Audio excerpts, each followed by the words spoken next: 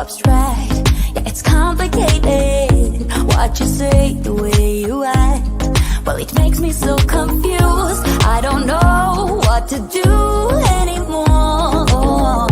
Can you just make up your mind? My heart drops when you play around. How can you be up when I'm down? Don't wanna think about it right now.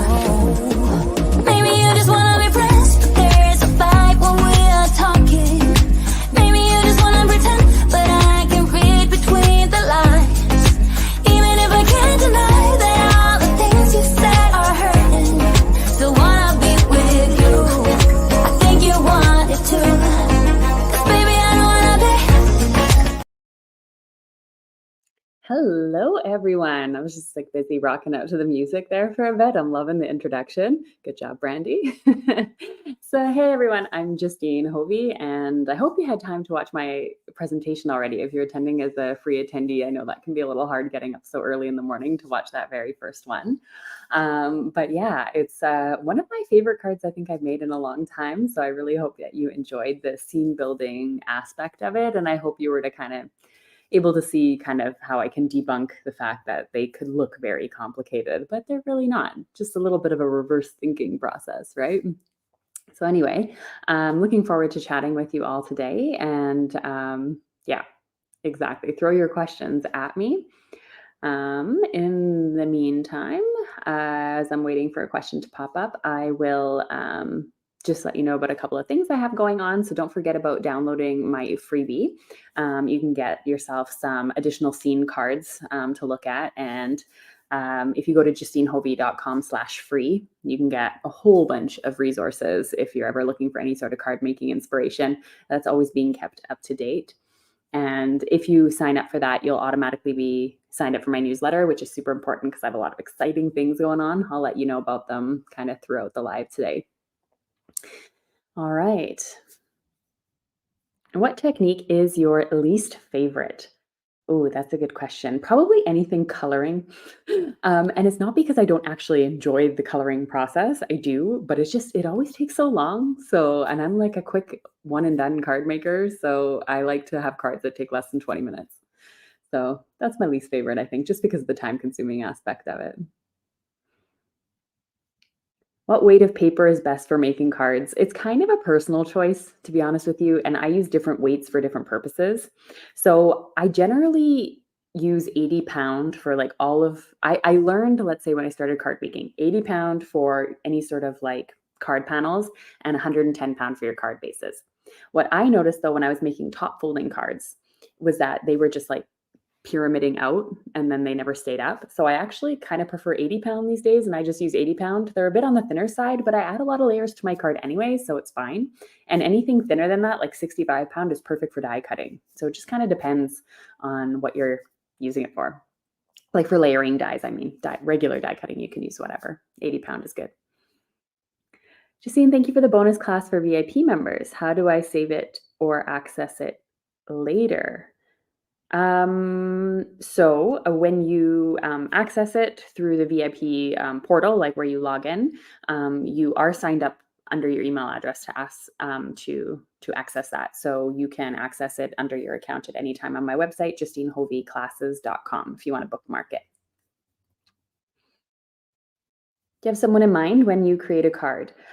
Depends. So when I'm creating cards just for my channel, usually I'm focusing on something to teach other card makers about. And generally there, I do not have someone in mind for my cards when I'm making cards. I consider those like my practice cards, my experiment time, that kind of thing, and my time for learning, which is so important.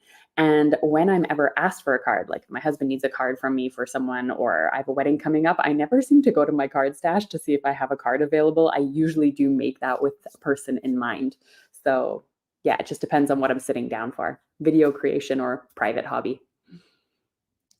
What are my favorite cards to make? I like if I'm just deviating from the standard rectangular card, I do really like shaker cards. I do think they're a lot of fun, and I think anybody that gets a shaker card generally really loves them. How do I decide on what colors to blend together? Good question. So when it comes to color blending, I think it's important to know that like cards that work nicely together or colors that work nicely together when I'm like layering card stocks or things like that is very different from blending because when I blend them, I have to make sure that the color they're blending into isn't making brown or any sort of ugly color. So you got to kind of keep the color wheel in mind. That being said, I'm completely art illiterate in that sense, and the color wheel is just to me a complicated device, so I don't use it very often.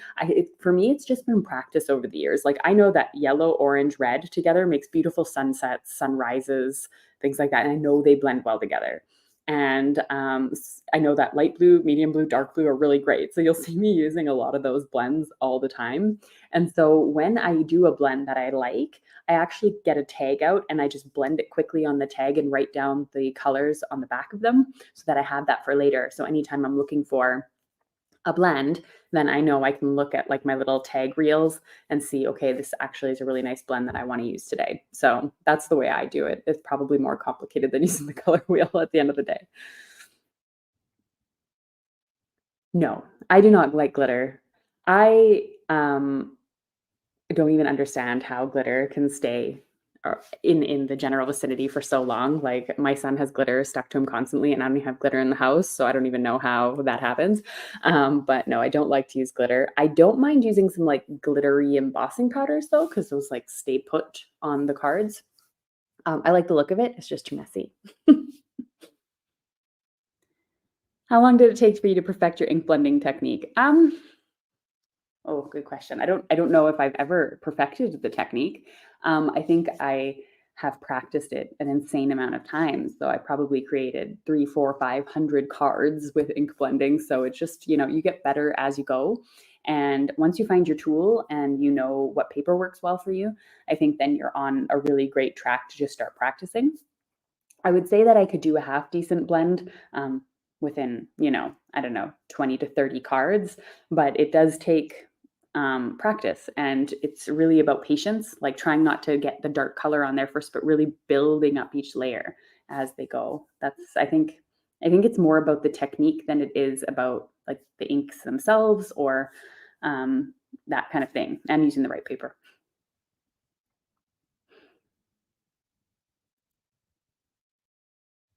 Well, that really makes me happy, Donna. I think that anybody can make these types of cards. And I'm a teacher by day, so I hope that kind of translates into my videos.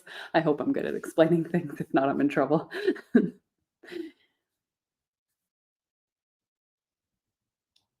How would you do your card without all the die cuts and everything you used? You could easily use post-it notes. So a lot of the things that I used in the card, like the snowbanks, for example, you can just cut curvy lines with scissors on a post-it note. So the post-it note will stay still, or you can use label paper.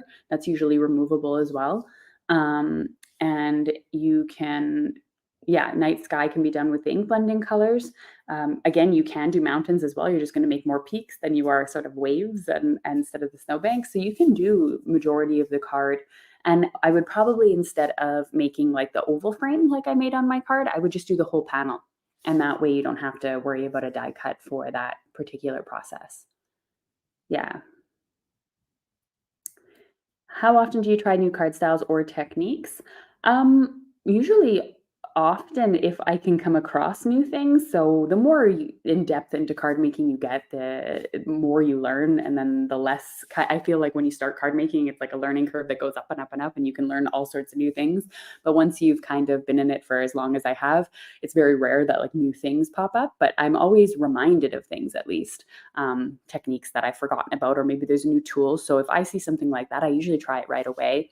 Um, and when I go back to my old videos, like the really, really old ones that embarrass me, um, I can really see that in the beginning I was a lot more open and adventurous to trying out new things. And then as time goes on, I've kind of developed my style and things change over time as well, but more slowly. So right now, like I'm super into layering dies, layering stencils, hot foiling, where that wouldn't have been the case, 5 years ago, right? So yeah, it just kind of is fun to just go on the ride and see what kind of happens. Where can we sign up for the classes you mentioned in the video on organization? So all of my classes are available at JustineHoveyClasses.com. And what's really important is to be subscribed to my newsletter. As I said, if you sign up for my freebie underneath my presentation, you'll automatically be signed up for my newsletter because there's tons of things going on in addition to the classes. So I have a free challenge coming up in October that is open for everyone. I have the Stress-Free Card Making Summit, which is coming up at the end of September. And we're just putting the final addition touches on that. And then I have a brand new summit coming in January that's all about using stuff you already have. So it's not one you want to miss out on. So just download my freebie. You'll get something for free and you'll automatically be added to my newsletter. You'll hear all about it. JustineHoveyClasses.com is where you'll find all my courses, my VIP membership, that kind of stuff, though, if you're looking for it. Do I have a cheat sheet of colors that you blend often? Yes. Oh, is it available? Let me look. And if not, give me a few minutes after this live goes. If you go to JustineHovey.com/free, I'll make sure that I put it back up there if it isn't up there still. But I do have one for like wintry blends. So for Christmas cards and things like that, if that's helpful for you. Do you have a favorite must-have tool?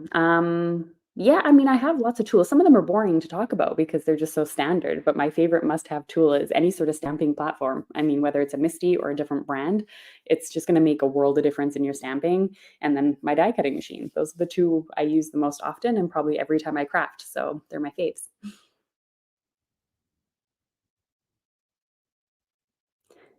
My favorite company to get stamps from. This changes over time. I was just talking about this. I did a video in my VIP group last month on how I pick the supplies that I'm going to buy. And I was saying that, my favorite companies change all the time. As far as stamps go at the moment, it's a good question. I use my own stamps. So my line is It's Just Paper. It's available at Craft Stash. And I use Pink Fresh Studios quite often, or Pink Fresh Studio. Sorry, I don't think it's an S on the end of it. And for stamps, Concord and Ninth now and again, or as another company I regularly use. But yeah, and dyes, I think Spellbinders is my phase right now. Not to say that no other company has great stuff. It's just the ones I shop for the most. Oh, and the Ton stamps, TON, the Ton. They're probably one I use quite often as well. Do I have a favorite brand of cardstock?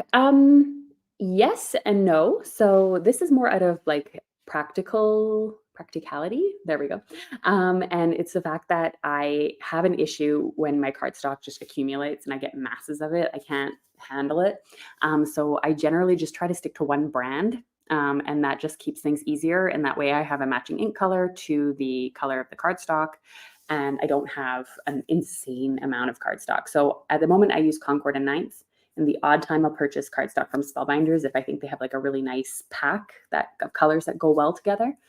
So those are the two that I use the most often. Again, not to say that Gina K, Simon's Stamp, all of those cardstocks aren't good. It's just I get too overwhelmed with too many choices.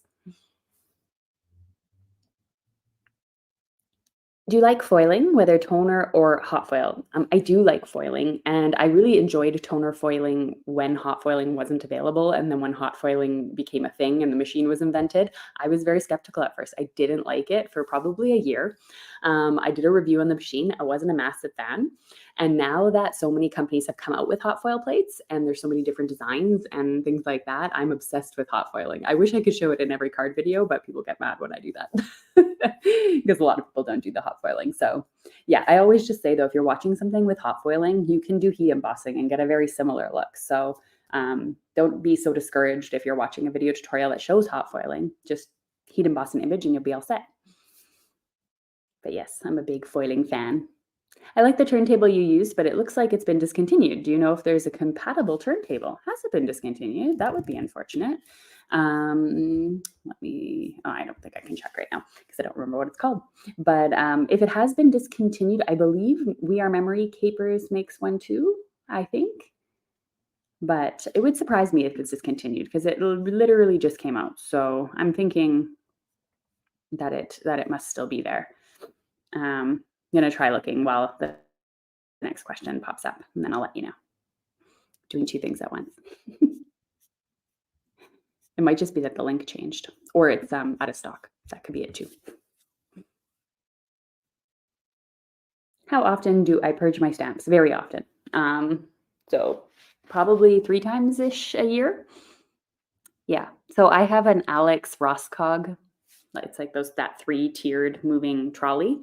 And I have all my stamps, dies, embossing folders, and hot foil plates in it. And once I outgrow that, I have to purge things. So it's pretty much full at this point in time, and it can't be so packed full that I can't like flip through the stuff, right? So I do have to have a little bit of give in it. And it just, again, it helps with my overwhelm. I get extremely overwhelmed and I don't want to be creative at all if I have too many things to choose from. So I keep my cart and everything that fits in there fits in there. And then I have to purge if I get new stuff. So yes, I purge very often. Do you have and use the Better Press? I do have the Better Press. I made a video not too long ago, like talking about hot foiling and the Better Press and kind of the difference between them and things like that. If you go to YouTube, it should be within like the last 10 videos ish. I have the Better Press machine. I did a review on the Better Press machine. If you're on the fence about the Better Press machine, just know it does work. It does what it says it's supposed to do, and that's the most important thing. And they are very pretty, very detailed things. But my question is, at this point in time, is now that the Better Press machine is out, and we know that you can use the Better Press plates, like the designs, to put into the hot foil machine. Why are people still making hot foil plates? If you can make a Better Press plate and it works in both machines, why not make them all Better Press plates? I don't know. It's kind of the question I have, and I have to ask someone in the industry because I'm curious about that. So I've been buying a lot of the plates. I don't use the Better Press machine a whole lot or really at all, but I do use the plates for hot filing. Just not my favorite thing. Just it doesn't give enough texture for me to justify the cost. What is the difference between die cuts and cutting on a Cricut? I feel like this is a silly question, but I love the die cuts, but also side-eye my machine because I know it can do that. Yes, I totally agree with you. When I actually started card making, it took me years to invest in a die cutting machine because I had a Cricut at the time. I'm like an OG Cricut user. I had the little one that was meant for like teachers. I got in university, which would be like 20 years ago, or 15 maybe more. I'm not even sure at this point. Anyway, besides the point, the difference is I find the die cuts coming out of the die cutting machine more cleaner. They look more finished and more polished on the edge. And it has to do with the fact that you push the pressure into the machine and almost like the edges sort of have a very fine curve on the edge. And when it comes to die cutting using a Cricut, it's just a blade going through like an X-Acto knife. It's a very, very subtle difference, but it's something that as a card maker, I do personally notice. As a recipient of a card, I would never care. So it's more just a personal preference. Of course, in the long run, a Cricut machine or something similar is going to be way more cost efficient than a die cutting machine. And you have a lot more options as far as sizes go. Like I don't have to stick to a nesting rectangle die. I can create a rectangle as large as my mat to as tiny as my blade will cut. But yeah, I prefer to get away from the digital world when I'm card making, and that's another big reason why I kind of only pull out my Cricut if necessary. How has your crafting changed since your baby arrived? It's I can't sit down anymore and just like craft for a whole afternoon. So I have my own product line. So when I got my products, I would literally sit there for like 2 straight days and make like 25 cards and be completely done. And now that just takes a whole lot longer now. I still get to craft. I still prioritize my craft time.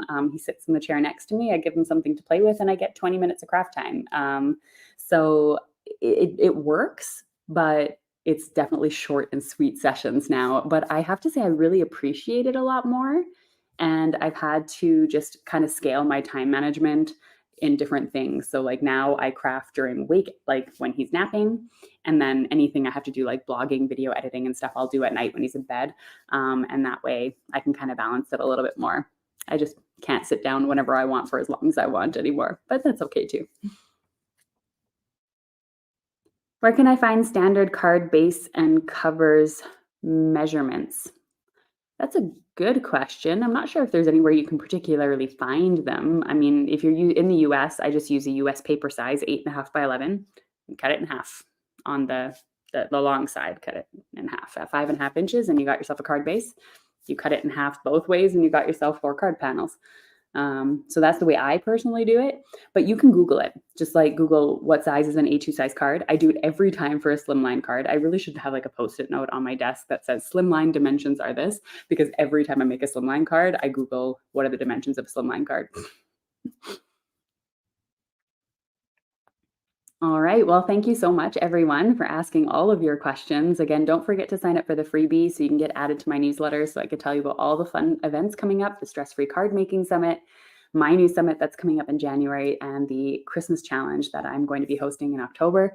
I'm looking forward to crafting with all of you. And yeah, I will see you over on the Facebook page if you have any additional questions, the Facebook group rather, or you can leave them in the comments here. I'll check back for the next couple of days as well. And I'm going to go add that free color combination thing to my website now. If you go to JustineHoveyClasses.com or JustineHovey.com/free, you will find everything you need. All right. Thanks so much. Bye.